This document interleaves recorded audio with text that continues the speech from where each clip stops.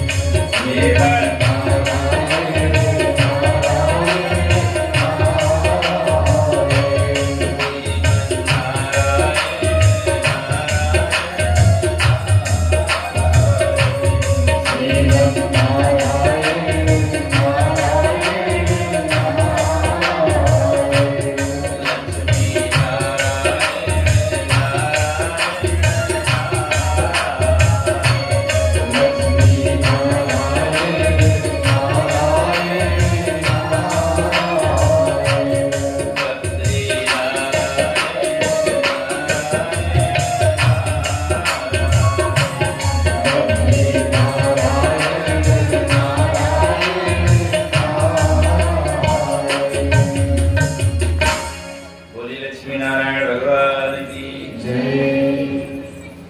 निर्गते नारदेषु भगवान बादरायण श्रुतवांस्तदभिप्रेतं तथा किं च विसारण तीर्थ में भगवत कथामृत पान करने के लिए उपस्थित हुए 88,000 सौनक आदि ऋषिगणों को संबोधित करते हुए श्री सूत जी कहने लगे, हे सौनक आदि ऋषिगणों, कल प्रसंग था, हमने बताया था शुरू में ही कि एक ऐसा बालक जन्म हुआ जो पैदा होते ही 16 बरस का था। पैदा होते ही 16 बरस का था और पैदा होते ही 16 बरस का बालक कैसे हुआ ये अभी शायद आप लोग सुन चुके हैं। सुन लिए कि नहीं? सुन लिया कि गर्भ में 16 वर्ष तक थे और वो बालक पैदा नहीं होना चाहता था इस दुनिया में। क्यों? कि मैं संसार की मोह माया में फंस न जाऊं। अगर संसार में जन्म लूंगा तो मोह माया में मैं फंस जाऊंगा। इसी डर से वो बालक 16 वर्ष तक पेट में रहा। भगवान कृष्ण के आश्वासन देने पर यह बालक, गर्भस्थ बालक, तुम्हें संसार में प्रकट हो जाओ, मैं तुझे वचन देता हूँ कि तुझे संसार की माया नहीं सताएगी। 16 वर्ष के बाद वो बालक पैदा हुआ जिसकी कल हम व्याख्या कर चुके हैं। यम प्रव्रजन्तम अनुपेतम पेत कृत्यम द्वैपायनो विरह कातर आजुहावो पुत्रेति तन्मयतया तरवो विनेदुस्तम सर्वभूत हृदयं मुनिमानतोस्मि सर्वभूत हृदयं। बाबा, जो बालक पैदा हुआ तपस्या करने के लिए पैदा होते ही निकल पड़ा। अब उनके पीछे पीछे उनके पिता सुश्री व्यासदेव जी दौड़े, बेटा वापस चलो, बेटा वापस चलो, क्योंकि व्यासदेव जी का एक भी बेटा और बेटी कुछ भी नहीं था। और ये पैदा होते ही जब छोड़ के जाने लगे, व्यास जी ने सोचा कि 16 वर्ष के बाद ये पैदा हुआ तो इसके मुख चूमने का सौभाग्य मुझे मिलेगा और ये भी मुझे छोड़कर जा रहा है। तो व्यास देव जी दौड़े, बेटा वापस आ जाओ, बेटा वापस आ जाओ। लेकिन वह पुत्र तनिक भी अपने पिता की ओर निहारा नहीं, लौट के देखा नहीं। ऐसे त्रिगुणातीत परमहंस सर्वभूत हृदयम, भागवत में लिखा उसके लिए उपाधि सर्वभूत हृदयम, जो चर अचर जगत के प्राणी मात्र के जो आत्म स्वरूप हो, हृदय सम्राट हो, ऐसे आत्म स्वरूप सुखदेव जी को मैं प्रणाम करता हूँ। गुरु सुखदेव जी महाराज की जय। वाह वाह, इतना सुंदर शब्द है भागवत में। सुखदेव जी तो जा रहे थे, सरोवर में कुछ अप्सराएं जो है विवस्त्र होकर के जल क्रीड़ा कर रही थी गंधर्वों के साथ में। अब व्यासदेव जी पीछे पीछे दौड़ रहे हैं, आगे आगे। सुखदेव जी नंग धड़ंग, 16 वर्ष का उम्र है, चड्डी भी नहीं पहने ना, ध्यान देना। बच्चा पैदा होता है तो चड्डी थोड़ी पहना रहता है। पैदा होती नंग धड़ंग सुखदेव जी चले जा रहे हैं तपस्या करने के लिए जंगल की ओर। अब उनके पिता भी व्यासदेव जी पीछे पीछे दौड़ रहे हैं। अप्सराएं जल क्रीड़ा कर रही थी विवस्त्रा होकर। और नंग धड़ंग जब सुखदेव जी को देखा 16 वर्ष के बालक को, तो सब देव कन्याओं ने, अप्सराओं ने सुखदेव जी को प्रणाम किया। और जब व्यासदेव जी पहुंचे तो सभी अप्सराएं अपने अपने साड़ियों को पहन ली, वस्त्र को पहन लिया। तो व्यासदेव जी ने कहा, ऐ देवांगनाओं, गंधर्व कन्याओं, बोले ये जो मेरा बेटा जो जवान अभी पार हुआ उसे देख करके तुम लोगों को लज्जा नहीं आई? अब मुझे देखकर कपड़ा पहन रहे हो, मैं तो बूढ़ा हो गया हूँ, जर्जर बूढ़ा हो गया हूँ। मुझे देखकर शर्मा रहे हो? तब देव कन्याओं ने कहा, व्यासदेव जी यही तो आप में और आपके बेटा में फर्क है। बोले क्या फर्क है? आपका बेटा यद्यपि देखने में जवान है, लेकिन उसे संसार का कोई ज्ञान नहीं है। इसे स्त्री कहते हैं और किसे पुरुष कहते हैं, इसका कोई ज्ञान नहीं है। और आपको स्त्री और पुरुष का ज्ञान है, इसलिए हमने आपके सामने कपड़ा पहन लिया, क्योंकि आपका बेटा अभेद ज्ञान को प्राप्त कर लिया। ध्यान दीजिए, कल हमने बताया था अभेद ज्ञान। जब स्त्री में, पुरुष में, जीव में, ब्रह्म में, मनुष्य में और पशु में जब कोई अंतर आपको न लगे, तो समझ लेना कि आप परमात्मा के निकट ही पहुंच गए हो। कोई देर नहीं है भगवान के पास पहुंचने में। और जब तक भेद दिखता है कि ये स्त्री है, ये पुरुष है, ये मनुष्य है, ये पशु है, ये गधा है, ये घोड़ा है, ये ऊंट है, तो कई जन्म बीतेंगे। इसी भेद ज्ञान को दूर करने के लिए तो भागवत की कथा बनी है। किसके लिए कथा बनी है? अभेद ज्ञान की प्राप्ति के लिए। जब जीव और ब्रह्म में कोई भेद नहीं रहेगा, तभी जीव परमात्मा की प्राप्ति कर सकता है। देव कन्याओं ने कहा कि व्यासदेव जी, आपका बेटा यह भेद ज्ञान को प्राप्त, उसके नजर में न तो कोई स्त्री है न कोई पुरुष है। सर्वभूत हृदयम, चराचर जगत की प्राणी मात्र के जो आत्म स्वरूप हो, सारे जगत को एक नजर से देखते हो, आत्मा के रूप में देखते हो, ऐसे त्रिगुणातीत परमहंस श्री सुखदेव जी आपके पुत्र के सामने हम कपड़ा पहने तो और नहीं पहने तो दोनों बराबर। उनके नजर में तो कोई स्त्री है न पुरुष है। व्यासदेव जी लौट के आ गए। अब व्यासदेव जी का मन उदास हो गया। तब नारद जी का आगमन हुआ और नारद जी ने भागवत धर्म का उपदेश दिया। नारद जी ने 4 श्लोकों में भागवत को सुनाया। ये भागवत जो इतने बड़ा देख रहे हो ना ग्रंथ, नारद जी ने केवल 4 श्लोक में सुना दिया उसको, 4 श्लोक। और 4 श्लोक के भागवत में सार क्या है? श्री कृष्ण गोविंद हरे मुरारी, हे नाथ नारायण वासुदेव। श्री कृष्ण गोविंद हरे मुरारी, हे नाथ नारायण वासुदेव। श्री कृष्ण गोविंद हरे मुरारी, हे नाथ नारायण वासुदेव। श्री कृष्ण गोविंद हरे मुरारी, हे नाथ नारायण वासुदेव। कृष्ण गोविंद हरे मुरारी, हे नाथ नारायण वासुदेव। कृष्ण गोविंद हरे मुरारी,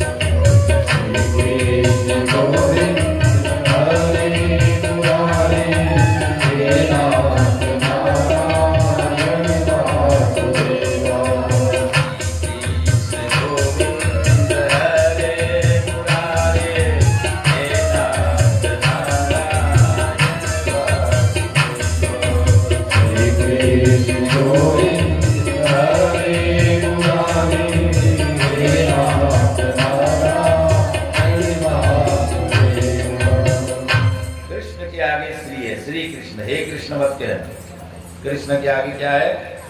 श्री। श्री माने ही राधा होता है, श्री माने ही पार्वती होता है, श्री माने ही सीता होता है, श्री माने ही लक्ष्मी होता है। शक्ति के उपासकों में शाक्त संप्रदाय में श्री से बढ़कर के और कोई दूसरा बीज मंत्र नहीं है। और वैष्णव धर्म में ओम इति एकाक्षरम परम ब्रह्म, ओम से बढ़कर के और कोई दूसरा मंत्र नहीं है। और शक्ति के उपासकों में श्री से बढ़कर के कोई मंत्र नहीं। तो कृष्ण के आगे जो श्री है वो राधा का ही प्रतीक है। भागवत में राधा शब्द कहीं नहीं लिखा है, श्री माने ही राधा समझिए। श्री कृष्ण गोविंद हरे मुरारे, हे नाथ नारायण वासुदेव। राधा क्यों नहीं लिखा? ये चौथा पांचवा दिन बताएंगे कि भागवत में कहीं पर भी राधा शब्द का प्रयोग नहीं हुआ। क्यों नहीं हुआ और राधा का अर्थ क्या है, ये चौथा दिन पांचवा दिन आप सुनेंगे। पांचवा दिन क्योंकि राधा एक दिव्य महाभाव का नाम है। हम बार बार उस बात को दोहराएंगे, अब गहराई में आपको ले जाएंगे। वासुदेव माने होता है हे नाथ नारायण वासुदेव। नारायण माने क्या होता है? नारायण, नारायण वासुदेव। नार माने होता है जीव और अयन माने होता है वास, नारायण। सारा जीव जगत जिसके पेट में उदर में वास करता हो उसको नारायण कहते हैं। थोड़ा ध्यान इधर भी दीजिए, मैं देख रहा हूँ आप लोग ध्यान कम हो रहा है। बोलो लक्ष्मी नारायण भगवान बनाते भी रहो, ध्यान भी देते रहो। अगर हरि कथा सुन करके हर का निर्माण करेंगे तो हरि हर का मिलन हो जाएगा भागवत। इसलिए ये पार्थिव शिवलिंग के साथ भागवत का जो आयोजन है ये हरि और हर का मिलन है। तो इधर भी थोड़ा ध्यान दीजिएगा। वासुदेव सर्वम इति, जो सब जगह वास करता है, जो भगवान सब जगह निवास करता है, वास करता है, उसको वासुदेव कहते हैं। बोलो वासुदेव भगवान की, हे नाथ नारायण वासुदेव। तो इसी श्लोक में ये जो 4 श्लोक है भागवत का, ये सार है। वो सार आपको मैंने बताया। वो 4 श्लोकों की व्याख्या करने पर समय बहुत लगेगा, इसलिए समय नहीं है। अलग से केवल 4 श्लोकों को 7 दिन तक सुनाया जा सकता है, केवल 4 श्लोक। और उसी 4 श्लोक को जब नारद जी ने व्यास देव जी को भागवत धर्म का उपदेश 4 श्लोकों में दिया,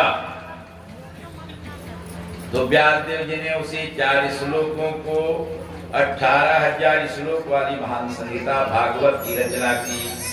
4 श्लोक से फिर 18,000 श्लोक बना। फिर से मैं दोहरा रहा हूं, सुनते हैं आप लोग लेकिन ध्यान नहीं रहता आप लोग का। बैठे जरूर है। देखो तन को तो दुनिया को दे दो और मन भगवान को दे दो। हम बार बार कहते हैं तन ये दुनिया वालों को जरूरत है तुम्हारे शरीर की, और भगवान को तुम्हारे शरीर की जरूरत नहीं है। भगवान को जरूरत है केवल आपके मन की, और जो आप देते नहीं। आपके पास है मन और भगवान के पास नहीं है मन। जिसके पास मन नहीं होता उसे भगवान कहते हैं, और जिसके पास मन होता है उसे जीव कहते हैं। जीव और ब्रह्म में केवल यही अंतर है।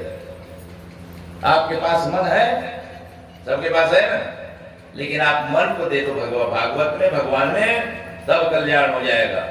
और नहीं तो चाहे कितना भी पैसा दे दो, तन को दे दो, धन को दे दो, कल्याण होने वाला नहीं है। भगवान आपके दरवाजे खड़े हैं और मांग रहे हैं, भैया मेरे पास सब है यार, जो तुम देना चाहते हो वो सारे चीज मेरे पास है। भगवान के पास क्या कमी है? कोई कमी है क्या? नहीं, एक कमी है भगवान के पास। एक कमी है, जो गरीब है भगवान में, वो है केवल मन। भगवान के पास मन नहीं है, और जिसके पास मन नहीं होता उसे ही ब्रह्म कहते हैं। ज्ञान तुम्हें हो जाए, उसे ही भगवान कहते हैं। आप अपने मन को भगवान को दे दो, भगवान खुश हो जाएंगे, लेकिन हम उसी को नहीं दे सकते, सब दे देते हैं। यही बड़ी दुख की बात है। और 4 श्लोक 18,000 श्लोकों वाली महान संहिता की रचना हुई। उसी में व्यासदेव जी ने रटाया अपने शिष्यों को, और कहा कि जाओ जहां सुखदेव जी तपस्या कर रहे हो निराकार ब्रह्म की समाधि में, निर्गुण ब्रह्म की समाधि में, निराकार ब्रह्म की समाधि में, उसी जगह ये दोनों श्लोक को पढ़ना और जब तक पढ़ते रहना जब तक कि वो आंखें न खोले। सुखदेव जी निराकार ब्रह्म की समाधि में मगन है, क्योंकि पैदा होते ही तपस्या करने चले गए थे। तो वो भागवत का तो श्लोक है, बरहापिडम नटवर वपु कर्णयोः कर्णिकारम बिभ्रद्वासः कनककपिशं वैजयन्तीं त्यमालाम् रन्ध्रानवेणोधरसुधया पूरयन् गोपवृन्दैः बृन्दारण्यं स्वपदरमणं प्राविशद्गीत बृन्दारण्यं स्वपदरमणं प्राविशद्गीतकीर्ति। पंख का जो मुकुट है उसको बरहा पीड कहते हैं। बरह माने होता है मयूर, आपीड माने होता है मुकुट।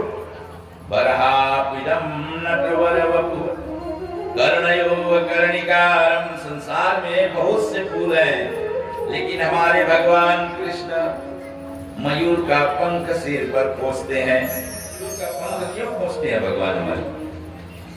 इसलिए बताया तो भी और सुन लो। मयूर ही एक ऐसा पक्षी है जिसका जन्म किसी स्त्री पुरुष के बिना मिलन के होता है। आपका हमारा जन्म माता पिता के मिलन से हुआ। मैथुनी सृष्टि से सारा जगत उत्पन्न हुआ है, लेकिन मयूर ही एक ऐसा पक्षी है कि जब मयूरी को देखता है मयूर तो बहुत प्यार बढ़ता है। जब बहुत प्यार बढ़ता है तो आंखों से आंसू झरने लगते हैं, और आंखों से आंसू जब गिरता है तो उन्हीं आंसुओं को मयूरी पीती है, और उन आंसुओं को पीकर मयूरी गर्भवती हो जाती है, और उसी से मयूर पक्षी का जन्म होता है।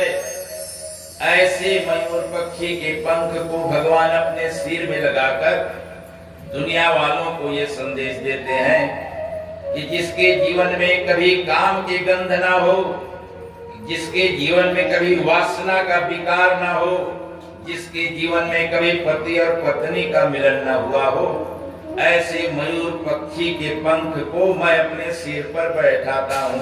बोलो कृष्णचंद्र भगवान की। ऐसे त्यागी साधारण बात नहीं है। मयूर पक्षी के जीवन में कभी पति पत्नी का मिलन नहीं हुआ, और भगवान यही संकेत करते हैं। भगवान चाहते तो हर किसी का पंख खोज लेते सिर में, और कोई फूल खोज लेते। भगवान तो कानों में कनेर का फूल पाव और सिर पर मयूर का पंख। बरहा पीडम नटवर वपु कर्णयोः कर्णिकारम बिभ्रद्वासः कनककपिशं वैजयन्तीं त्यमालाम्। ऐसे त्याग के प्रतीक हमारे कृष्ण जी हैं, जो त्यागियों को, विरक्त पुरुषों को, जिसके जीवन में वासना की गंध न हो, काम का विकार न हो, मैं उसको अपने सिर पर बैठाता हूं। और दूसरा श्लोक क्या है? अहो बकीयम मस्तन कालकूटम। 2 श्लोक रटाया व्यासदेव जी ने। ये 18,000 श्लोकों में से केवल 2 श्लोक रटाया। दूसरा श्लोक सुन लीजिए। पहला श्लोक तो सुना आपने, दूसरा श्लोक है अरे अहो बकीयम मस्तन कालकूटम जिघांसया पाययदप्यसाध्वी लेभे गतिं ध्यात्रुचितां ततुन्यां कमवा दयालुं शरणं व्रजेम। कमवा दयालुं शरणं व्रजेम, कमवा दयालुं शरणं व्रजेम। भागवतकार लिखते हैं कि अरे जरा सोचो, जब भगवान पैदा हुए 6 दिन के थे, छठे के दिन अहो बकीयम, बकी माने बकासुर के बहन, बकी, बकी माने पूतना, बकासुर की बहन थी ये बकी। एक नाम इसका बकी भी था, दूसरा नाम पूतना भी था। जो पूतना स्तन कालकूटम, अपने स्तन में कालकूट जहर भर करके आई भगवान को मारने के लिए। जब भगवान को मारने के लिए पूतना जब आई तो भगवान ने विचार किया आज छठी का दिन है और छठी के दिन माँ का स्तनपान का मुहूर्त रहता है। पहली बार माँ के स्तनपान करने का मौका मिलेगा भगवान को। माता देवकी का अभी तक स्तनपान नहीं किया, माता यशोदा का आज स्तनपान करना था, लेकिन भगवान ने देखा कि मैं माता यशोदा का भी स्तनपान नहीं करूंगा, ये पूतना जहर भर के मुझे दूध पिलाने के बहाने जहर पिलाने को आई है। तो भगवान ने विचार किया कि है पूतना, जब मैं तेरे स्तनपान करूंगा, जहर को पीऊंगा, तो तू भी मेरी माँ बन जाएगी।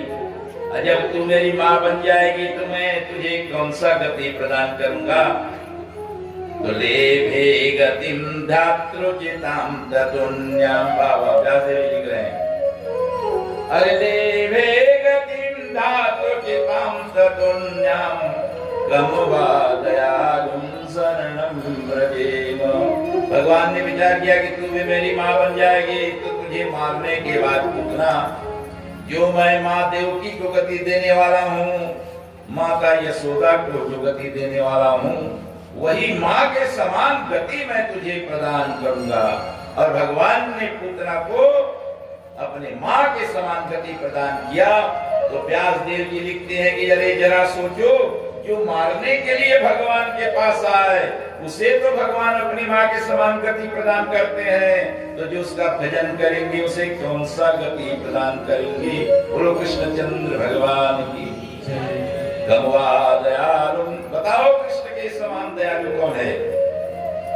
इस श्लोक के आखिरी में व्यास जी ने लिखा, गमवा दयालु शरणं व्रजेम, गमवा दयालु शरणं व्रजेम। बताओ कृष्ण के समान दयालु कौन है, बताओ कृष्ण के समान दयालु कौन है। जो मारने के लिए आई थी पूतना, उसको भगवान ने अपने माँ के समान गति प्रदान किया। अरे कबहू करी करुणा नरते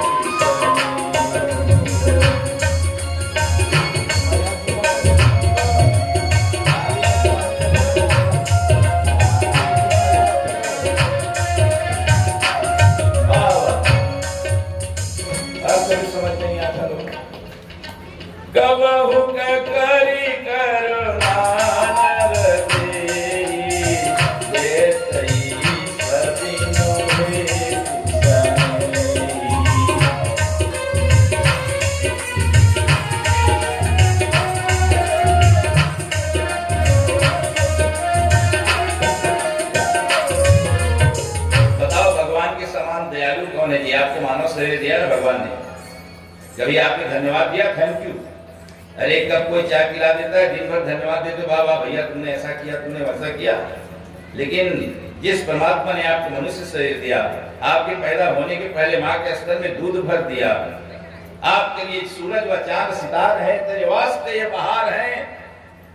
सूरज बनाया, चांद बनाया, सूरज के प्रकाश में दिन भर हम काम करते हैं।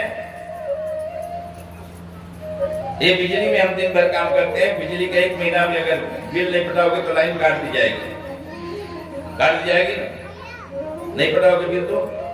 अब सूर्य के प्रकाश जो दिन कई जन्म बीत गए, हमको प्रकाश देते देते देते कभी बिल भेजा, वालों बिल भेजो नहीं तो पूरा ध्यान कर दूंगा, तो कभी उसको थैंक यू बोले। एक कप चाय पिलाने वाले को 10 बार थैंक यू बोलते हो, तो उस परमात्मा को एक बार धन्यवाद दो जिसने सूरज बनाया तुम्हारे लिए, चांद बनाया, धरती बनाया, पवन बनाया, हवा बनाया, आकाश बनाया। उस भगवान को धन्यवाद दो। उसके समान कोई दयालु नहीं है भगवान के समान।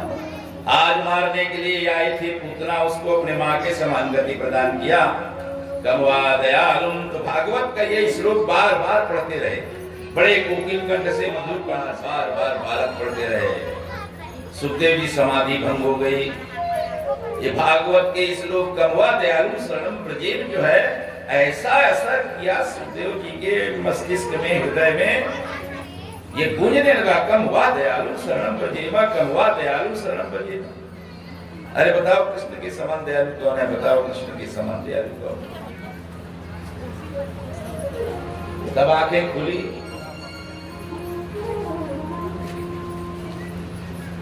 और आंखें खुलने के बाद उन्होंने पूछा, बालकों ने पढ़ना बंद कर दिया। सुखदेव जी ने इशारा किया, पढ़ो पढ़ो पढ़ो, और पढ़ने लगे। बालक 5-5 वर्ष के बालक थे, व्यासदेव जी के शिष्य, पढ़ने लगे। सुखदेव जी तन्मय हो गए, वो भाव समाधि में मगन हो गए। पहले तो निर्बीज समाधि में मगन थे, अब भाव समाधि में मगन हो गए। भाव समाधि क्या है?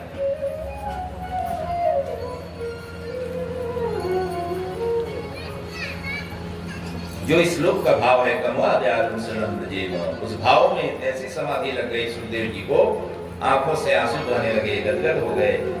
बताओ, भगवान देव जी मगन हो गए। वाह, उनकी निर्बीज समाधि भंग हो गई, भाव समाधि में मगन हुए। बालकों ने श्लोक पढ़ना बंद कर दिया। सुखदेव जी फिर इशारा करते हैं, पढ़ो। उस श्लोक को बार बार सुनना चाहते हैं भागवत की। अहो बकीयम मस्तन कालकूटम जिघांसया पाय यदप्यसाध्वी लेभि गतिं धातुजितां ततुन्यां कमवा दयालु शरणं ब्रजेम, कमवा दयालु, कमवा दयालु। कौन है दयालु? कौन है दयालु? आहा, ये भाव में पूरा जो सुखदेव जी ओत होके मगन हो गए।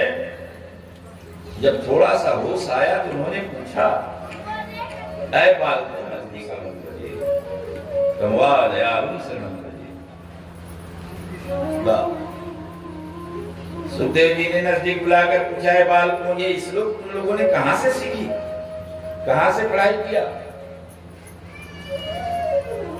बालकों ने कहा, हे त्रिगुणातीत परमहंस भगवान श्री सुखदेव जी, अभी अभी आपके पिता सुश्री व्यासदेव जी ने एक महान संहिता की रचना की है, जिसमें 18,000 श्लोक हैं। और उसी 18,000 श्लोकों में से ये 2 श्लोक हैं जो आप सुने हैं। तब सुखदेव जी को लगा, अरे जो 2 श्लोकों में ये ताकत, वो संहिता की, वो भागवत ग्रंथ के, कि जो निराकार ब्रह्म की समाधि को अपनी ओर आकृष्ट कर लिया, वो सगुण ब्रह्म कृष्ण, निर्बीज समाधि निर्गुण ब्रह्म की समाधि में मैं तल्लीन था, उसको अपनी ओर खींच लिया। केवल ये 2 श्लोक, उसमें 18,000 श्लोक हैं। बोले हाँ।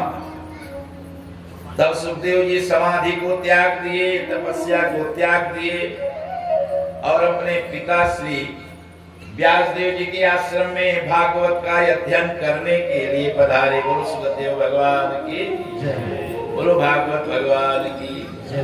भागवत पढ़ने के लिए आया कि मैं देखना चाहता हूँ उस भागवत में लिखा क्या है,